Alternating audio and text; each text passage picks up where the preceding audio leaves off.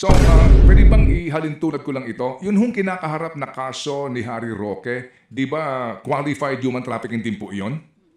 Tama po, dahil doon po sa pag-bimintain po nila ng mga kababaihan na ginagamit po sa prostitusyon doon po sa lugar ng Pogo. Ano po. Opo. Maaari sabihin natin na medyo pareho po dito yung kanilang kaso. Wala ka sa lugar, hindi, kumbaga, doon na ginawa itong mga rescue na ito. Pero kami po, weekend na, Friday na po ng tanghali namin nalaman itong balitang ito. Sa pangalawang banda naman, sa kalawang aspeto naman, sinasabi po ng iba na si Mike Defensor, kung may gantong uri ng negosyo, hindi ba niya alam na kung ganyan ang negosyo mo, alam mong na may umano'y ginagawang mali, bibira ka sa gobyerno, para bagang wala sa common sense, no? Kung meron kang gantong mga sinasabing illegal, definitely mag-iingat ka. Ganun pong dalawang kaisipan niya, na para bagang gagawin pa nila defensor ito, kung ganyang illegal ang operasyon ng kanilang establishment, ng kanilang kumpanya, tapos bibira ka sa gobyerno ng ganong kabibigat na mga aligasyon. Director, ito lang pong kaso na umano'y kakaharapin ng ilang pong mga individual at ito nga po, number 1 po sa listahan nito ay si Julie Rose Defensor at maging yung anak po nila na si Miguel Gabriel Defensor. Una po sa lahat, no?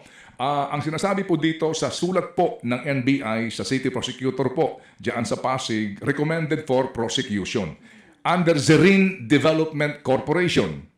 At meron pa pong isa, Chicago Entertainment Corporation. Pwede ba hulang namin munang maalaman, hango po sa report ng inyong mga tauhan, bakit damay umano ito pong asawa ni former Congressman Mike at ang kanyang anak dahil po sa Zerin Development Corporation? Go ahead po, Attorney. Well, ganito nga po yan. Yung pong Sirin Development Corporation, they are the registered operator po ng Blue Hotel. At meron na, ang sinasabi nga po, meron silang lease agreement naman doon sa Chicago KTB. Ang setup po nito, physically, 2 floors po itong establishmentong ito. Yung first floor, nandoon po yung Chicago KTB at yung second floor, nandoon naman po yung Blue Hotel. Nung pinasok po yan para i-rescue nga yung mga individuals who are allegedly victims of human trafficking, lumabas po sa amin na magkarugtong to. It's like continuing po eh. Kumbaga yung transaction po ng human trafficking, yung pong prostitution, ay ginagawa dun sa Chicago KTB. Tapos meron pong secret passage, may secret door, may hagdanan, paakyat sa second floor, napupunta po doon sa Blue Hotel.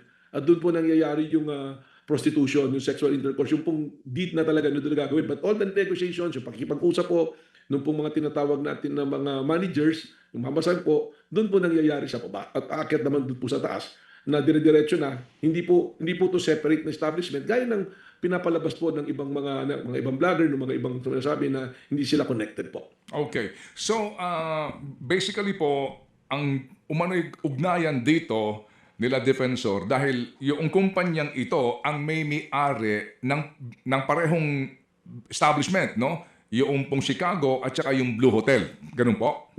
Lumalabas po kasi pag tiningnan din po namin yung mga opisyal ng Chicago at saka po ng Sirin at yung pong pinakang holding company, yung pong Clip Point Development Corporation, interlocking po eh. Magkakasama, same individuals po. Tsaka hindi na lang po yung sa dokumento na yun, kundi yung pangyayari nga po kung saan nangyayari yung pinakang deed po ng prostitution, doon po sa Blue Hotel. Kung saan nga po, nakarehistro sa Sirin Development Corporation doing business under the name and style of Blue Hotel. Yun po mismo yung nakalagay dyan. So malinaw po na talagang ang presidente po at chairman po ng Sirin ay ang asawa po ni Mike Defensor at yung anak niya ay treasurer po. Opo. So kumbaga po, para mas maliwanag din, wala sa site ito pong sila Defensor at yung mga binabanggit po na opisyal ng naturang kumpanya during the rescue and raid na ginawa ng mga tauhan ninyo. Wala po. Kaya nga po doon sa amin isinumiting mga dokumento po dyan po sa prosecutor ng Pasig, nakalagay po sila at large. Yung pong mga arrested, yung po yung mga participants na nandoon na na-identify po ng ating pong mga ahente na pumasok po doon sa establishmento. Okay, opo. And then, kaya po dito, ang sinasabi na ang binangbanggit po sa NBI report, no, crimes committed, laws violated, ay ito pong ilang seksyon ng qualified trafficking. Ito kumbaga yung Republic Act number 9208, ito nga po yung anti-trafficking ng Expanded Anti-Trafficking in Persons Act. Ano po, Attorney? Yes, apo. Opo. So, pwede bang ihalintulad ko lang ito? Yun hong kinakaharap na kaso ni Harry Roque, di ba qualified human trafficking din po iyon? Tama po, dahil doon po sa pag-maintain po nila ng mga kababaihan na ginagamit po sa prostitusyon doon po sa lugar ng Pogo. Ano po. Opo. Maaari sabihin natin na medyo pareho po dito yung kanilang kaso. Wala ka sa lugar, hindi, kumbaga, doon na ginawa itong mga rescue na ito. Pero dahil, in this case po, sila ang opisyal ng kumpanya, sa tingin ng NBI, may pananagutan ito sila. Well, malinaw naman po kasi yung batas dahil na nag-maintain po niyan, yung pong nag-maintain ng mga ganyan pong establishmento, ay mananagot po sa ilalim po ng batas ng anti-human trafficking law po. Opo, yun po yun. Ano po? And then sabi nga, ito po maliban po sa kanila, na binabanggit nga po na at large, no? Ito hong mga nasa listahan na ito, lahat ng mga at large as in hindi sila present doon. Ilan po lamang ang actual po na mga nahuli on the spot na yung nga po may sinasabi dito, umano'y bugaw and then po yung nagpa-facilitate para makakuha ng kwarto sa Blue Hotel umano. Well, I'll check the list lang po. Nandito po sa para sigurado po. Maganda Yung pong mga nandoon, lumalabas po 7 plus 15. 15 po yung lumalabas dito sa listahan, ano po, no? Na nandoon, yan po yung mga kasama doon na cashier, yung pong mga managers, ano po, na nandoon, na-identify po mismo na sila nakipag-transact, may mga direkta na po na testimonya, kasama po sa mga na-rescue po natin, ano po. ng mga okay. Yung director, yun hong mga na on the spot nandoon present, ito po na inquest na po ito sir ngayon. Tama po, yung pong mga napadala na namin dokumento at pangalan, nandoon ng mga pangalan po sa prosecutor, yan po yung na-inquest na noong Friday po. Noong Friday po namin pinayla, so we're expecting the Prosecutor's Office of City of Pasig to issue the necessary subpoena po doon sa mga pinangalan. At kasama na po dyan yung mga nakalagay nga po na at large, yung mga hindi po nga na nandoon sa lugar nung nangyari po yung rescue and arrest po ng mga violators po. Opo. Nung ma-inquest po sila, ano po ang naging disposisyon doon sa mga actual na nahuli on site during the raid and rescue? Ganito po yan kasi meron din po talaga na mga na pumasok kami doon, meron naman po na hindi naman sa aming assessment at that time ay hindi naman sila involved sa human trafficking kasi as ATV bar po to, meron din mga lamesa sa labas o kaya mayroon na doon din po sa mga pribadong kwarto na wala naman pong kasamang babae, walang pagkikipag-usap, miinom lang or kararating lang. So, at meron mga nagiinom talaga, meron naman po talaga kami na pinawalan dyan dahil sa assessment namin hindi. Pero, kinuha po namin lahat ng detalye nila because this is still an open case. Diretso pa rin po yung investigasyon namin. Kung sino yung mapatunayan po natin na may mga involvement, hindi naman po sagabal sa amin yun na mag-file pa rin po ng kaso sa kanila. Pero yung pong mga talagang validated, talagang nalaman na talagang sila involved po doon sa anti-human trafficking, saka meron din po yung sa drug, kinasuhan na po namin. Opo, ito hong mga nandito po na sinasabi na mga managers ano po na umano ay pimps no ng mga biktima. Ito may mga pangalan po dito, kababaihan po ito. Ito po na inquest na meron na po ditong rekomendasyon ng piskal po dito. Nasaan sila ngayon?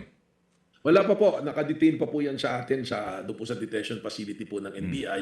At nag-iintay po tayo ng resolusyon ng piskalya. Depende po sa kanilang magiging assessment kung kailangan sampahan ng kaso.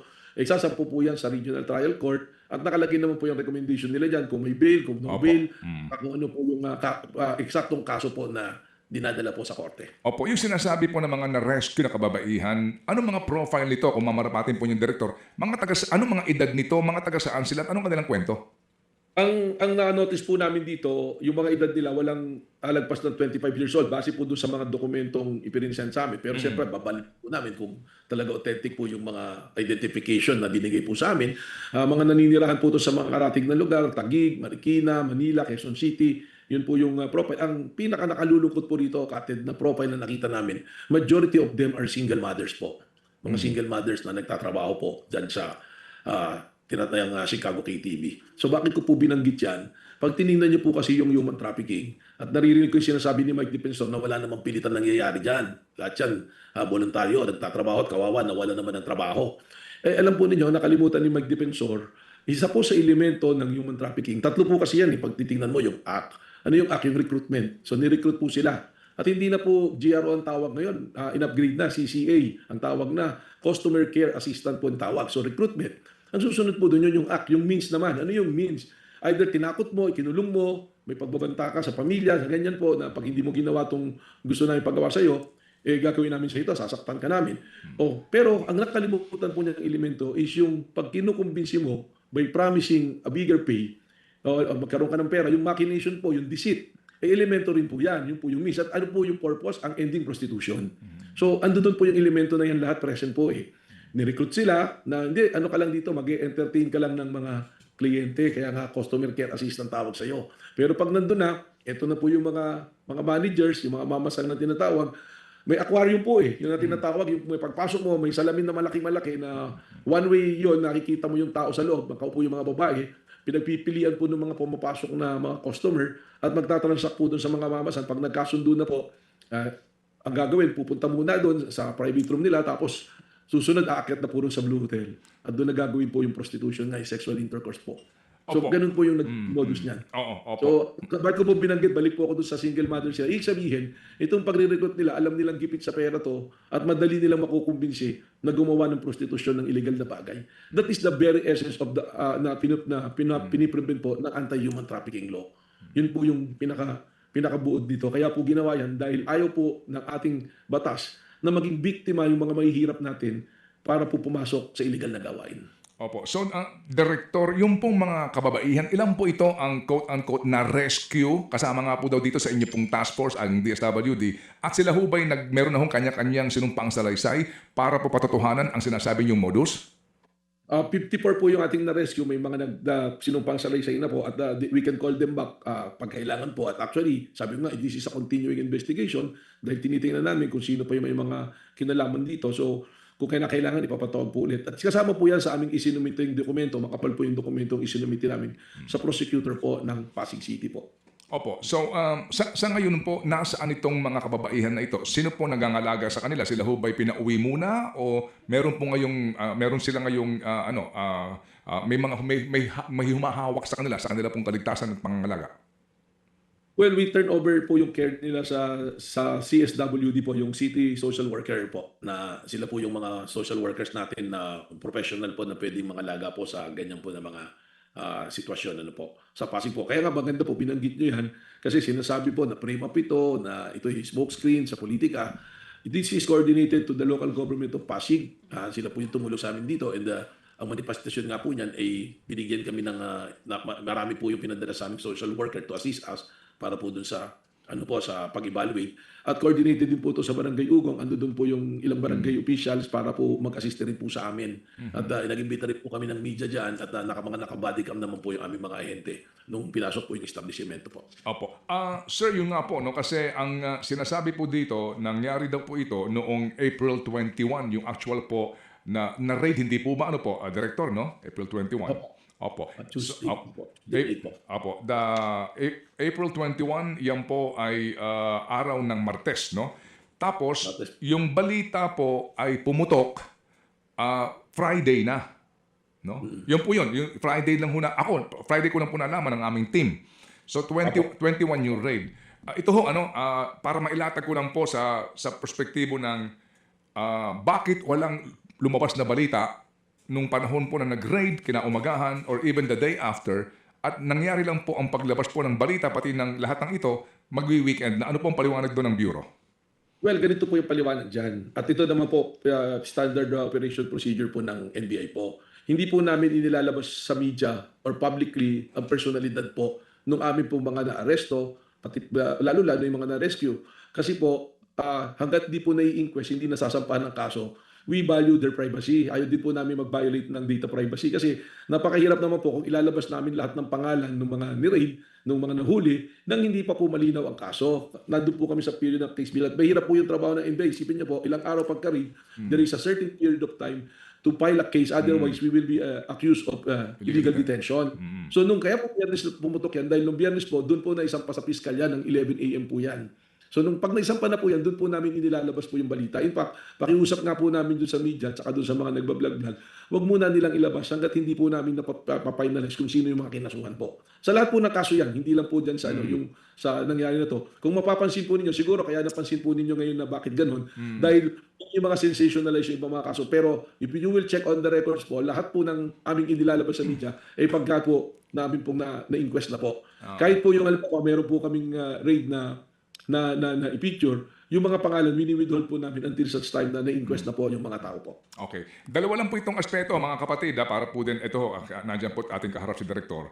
Dalawang aspeto po, no? Kasi nga, kaisipan na kung gusto talaga po na, kumbaga, agad nang paputukin ito na balitang ito, maglilik agad yung balita, even a few hours after the raid, no? Kung gusto mong meron kang sisiraan, 'di ba? Papuputukin mo kaagad ito. So, habang wala pang official na pahayag ng NBI, uugo na yung balita, ganun na po ito. Pero hindi ko alam sa iba, pero kami po, weekend na, Friday na po ng tanghali namin nalaman tong balitang ito. Sa pangalawang banda naman, sa kalawang aspeto naman, sinasabi po ng iba na si Mike Defensor, kung may gantong uri ng negosyo, hindi ba niya alam na kung ganyan ang negosyo mo, alam mong na may umano'y ginagawang mali, bibira ka sa gobyerno, para bagang wala sa common sense, no? Kung meron kang gantong mga sinasabing illegal, definitely mag-iingat ka. Ganun pong dalawang kaisipan niya, na para bagang gagawin ba nila defensor ito, kung ganyang illegal ang operasyon ng kanilang establishment, ng kanilang kumpanya, tapos bibira ka sa gobyerno ng ganong kabibigat na mga aligasyon. Well, tama po yan. Dalawang side nga po na pinipresentan nyo. Pero alam po ninyo, when we look at the history nitong lugar na ito, nagpalit na po ito ng pangalan eh. Ang pangalan po nung Chicago KTV ng Bineto Luna. At ang pangalan nung club ng Bineto Luna, at doon din po nandoon. At ganyan na pala yung talagang modus niya. In fact, kaya nga po hindi kagad pumutok. Dahil nung pong aming iniimbestigahan yan, hindi naman namin nakita na ang pangalan ng may-ari nung si Rene, yung asawa niya. Katunayan, ang alam lang po namin, it is situated in Cliff Point Square na pag-aari ng Cliff Point Development Corporation. Yun, honestly, alam namin po na yung Cliff Point Development Corporation, ang pagmamayari po niyan ay si Mike Defensor. Kasama po siya dyan. At in fact, may mga holding company, ang Pax Liberia Mining, yung po yung pinakamalaking share, pero yung Pax Liberia Mining po na yun, kay Mike Defensor din. Pero hindi po namin panakita yung dokumento niyang Chicago KTV na yan at nung Blue, only on na-read na namin, meron pong nagpadala sa amin ng dokumento. At ngayon po, doon namin sinundan, nung binalidate namin sa SEC at doon po sa City of Pasig, lumabas talaga na si Rin Development Corporation po ang nagmamayari at nagpapatakbo po nitong lugar na to. So, doon po lumalabas yan. Yung sinasabi po na ikaw si Mike Defensor, kung alam mo nang may illegal ka, ba't bira sa gobyerno, ako naman po opinion ko, baka he already developed a culture of impunity eh. Kasi 2017 pa po yan eh.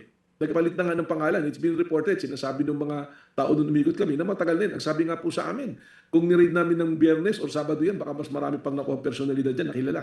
At meron na rin pong report sa amin, nung tumatakbong mayor si Mike Defensor, yung mga barangay officials, dyan niya dinadala, ini-entertain, yung po parang ginamit niya talaga yan para din sa pang-PR po niya. Ano po? So, at lahat naman po yan, mayroong mga testimonya at mga dokumentong susuporta po sa akin pong binabanggit na ito. Opo. May pahayag lang po. May pahayag. Meron na pong katanungan si Chacha bago po ako tumuhay po sa isa pang importanteng issue. Attorney, unahin ko lang gano'n nyo na po katagal tinitiktikan itong KTV na ito bago po nangyari yung actual raid? Kasi usually may mga ganun po muna, no? Bago talaga yung raid. Tama po ba? Tama po. At yan po yung ginawa namin. Nung may sumbong sa amin, almost a month po namin tiniktikan yan, 3 months po. Originally nga po, dapat after 2 weeks, i-rescue na namin, papasukin. Pero it's a combined effort po ng DDD namin, yung Dangerous Drug Division, yung pong aming Special Task Force Group at region na NCR po, regional office namin. So combined efforts po yan, pati nung Bausi group po namin.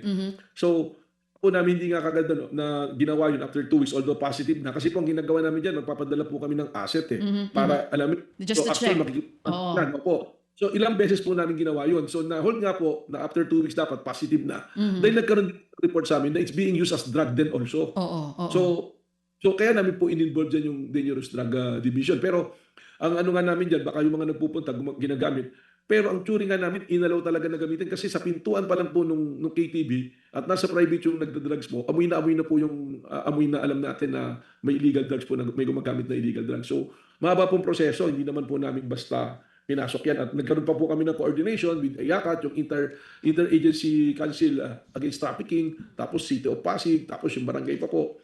So marami pong steps na ginawa to make sure na sinundan namin po yung proseso. Oo, so hindi po kayo sang-ayon dito sa inilabas na pahayag ng asawa po ni dating kongresista Mike Defensor. Basahin ko po sa inyo mismo, no, Director. Ang sabi niya po dito, I address Attorney Matibag directly. If you have a political or personal grievance with Mike, have the courage to resolve it with him directly. Stop using our daughter and hundreds of innocent displaced workers as collateral damage. Ano pong komento niyo doon? May history po ba kayo ng dating kongresista na si Mike Defensor? Wala po, hindi naman ko po yung naging magkaribal kung kanino man. Ano po? Ang katunayan, magkakilala po kami. Magkasama po kami noon sa administrasyon ni dating Pangulong Arroyo. Pero alam po ninyo, sila po yung naglalagay sa politika. Ang NBI po, hindi po kami political bureau eh. Kami po, ang mandato namin, hulihin yung mga gumagawa ng illegal. Yung sinasabi po nila na political issue, na i-address ko kay Ginoong Mike Defensor, sila po naglagay sa politika. Ang sa akin po, gumawa kayo ng illegal na bagay, dapat handa kayong harapin din kung ano yung consequences nito. At malinaw naman po, yung dokumento, nandiyan dyan po. Pwede naman silang sumagot doon po sa piskalya. Pag kung dumating sa korte, sagutin po nila. Okay. Sino po ba yung sinasabi nilang libo-libong nawalan ng trabaho? Sasabihin nila na nawalan ng trabaho. Pero mas masama po yata na dahil sa kahirapan, pagsasamantalahan natin yung mga tao, in the guise na binibigyan natin sila ng hanap buhay trabaho, pero sa ini-exploit natin sila para magkapera po tayo. Mas Opo. masama po siguro yun. Sir, sa panghuli po, no, ang sabi po ni Ginoong Mike Defensor, kung niyo po nabalitaan, sila po ay nakapag-divest na ng ownership sa naturang hotel at maging doon nga po sa naturang establishmento. Sabi ho niya, opo, sila daw po. 2019, sabi po niya, Kapten. Sabi po Opo, niya, napanood opo. ko. Oo. Pero Kapten, isa pong malaking kasinungalingan eh. Kasi hindi po magsisinungaling yung dokumentong galing SEC eh. 2025 po, nag-submit pa silang GIS. 2025, just to set the record straight, totoo naman po na ang may lease contract ang Chicago KTV at ang Serene. Pero yung Blue Hotel po, ang nagpapatakbo sila pa rin po. Nandun po. At ang business permit po na 2026 na kinuha po sa Pasig, Serene Corporation pa rin po. Sila pa rin po yun eh. Kung mapansin niyo po nung ini-interview sa isang channel, yan din po yata sa 5, 3 babae nag-i-interview sa kanya, nung tinatanong siya, kanino mo dinivest? Wala pong masabi na wala siyang maipakita kung kanino niya dinivest. Lumalabas po na between a document and a statement of Mike Defensor, sino po paniniwalaan natin? Kasi meron pong rules sa rules of court. Ang sabi, the document speaks for itself and the best evidence rule. Sa best evidence rule, ang document po, stronger evidence to anything yan kasi sa alibay. Unless you put that the document is falsified po. Okay. So doon lumalabas yan. Sige po. Sa panghuli na lang po sa isyong ito raw po ay naghahatid ngayon ng, kumbaga, chilling effect, no? Ito ho ang mensahe umano ng administrasyon sa sino man daw po na nababangga sa administrasyon at mag-uugnay sa presidente sa katiwalian po ng flood control scandal na ito raw po ang sasapitin. Ano po ang inyong reaksyon doon sa mga ngayon po nagkokomento sa ating programa? Go ahead, sir. Well, alam niyo po, pag sinabi ni Mike Defensor, lahat daw ng inuupakan ng NBI na korporasyon, lumalaban daw sa gobyerno. Hindi po eh. Yung gumagawa po ng illegal, yun po yung hinahabol natin. If you will check po yung records ngayon ng NBI, mula nung nag-assume po ako, February 23, 2026, we have 123 apprehensions. Ito lang po, last Saturday, meron po kaming apprehension, human trafficking din po sa Pampanga. Meron po kaming 123 cases na positive operations, lahat po na-file yung kaso. Sino po ba yung sinasabi niya na sinasapit ng kritiko? Ang nakikita ko po rito, ginagamit niyang excuse, yung paglaban niya sa gobyerno para po yung illegal na ginagawa nila ay i-justify nila. Mas nakakatakot po yun, Captain, kasi yung pong mga illegalista natin, yung mga sindikato natin, pwedeng gawin ngayon yan, mag-rally, labanan yung gobyerno para pag hinuli po ng law enforcement yung kanilang negosyo, sasabihin pinupolitika sila. Yun po yung mas nakakatakot. And if there's any chilling effect that NBI is sending, yes, we're sending a chilling effect to all criminals, to those who are operating as criminals, that we will go after you, at that we will promote law and order and we will promote the rule of law. Direktor, ito po, no, laman po ng aming balita kanina, ibinunyag ng NBI na totoong may kinuha umanong assassin si VP Sara Duterte para ipatumba sina Pangulong Bongbong Marcos. At ang sinasabi nga po dito na source ay kayo po mismo. Pwede ho ba naming malaman lang po ang mga informasyon tungkol dito kung mamarapatin po lamang po ninyo before ho kayo humarap sa hearing po ng Kongreso ngayong pong linggong ito? Well, just to set the record straight, ang interpretation po namin sa threat niya, hindi conditional yon. Ibig sabihin yung threat niya, completed yun eh. Kasi siya mismo po ang nagsabi na humanap na siya ng kausap ng assassin na pag namatay siya, may nangyari sa kanya, ay papatayin si Pangulong Bongbong Marcos, si First Lady Lisa Marcos Araneta, at si Speaker Romualdez. So it's an actual threat. So sabi ko nga, although we filed already a case of great threat and inciting to sedition, this is an open case because we are looking for that person na sinabi niya. Kung maalala po ninyo, may mga mention doon sa testimony po doon sa hearing sa impeachment na si VP Sara put up an army.